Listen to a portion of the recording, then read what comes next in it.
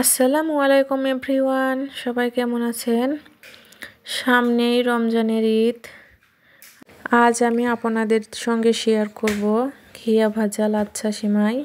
প্রথমে আমি একটি প্যানে দুধটাকে গরম করে নিচ্ছি। দুধটাকে আমি অনেকক্ষণ ধরে ফুটিয়ে নিয়েছি। একটু ঘন হলে সিমাইটার টেস্ট একটু ভালো আসে। তো এখন আমি দিয়ে দিচ্ছি পরিমাণ মতো চিনি। চিনি দেওয়ার পর আবারও ভালোভাবে কিছুক্ষণ আমি ফুটিয়ে নেব। এরপর আমি এর মধ্যে দিয়ে দিব 2 টুকরো তেজপাতা ও 2টি সাদা এলাচ।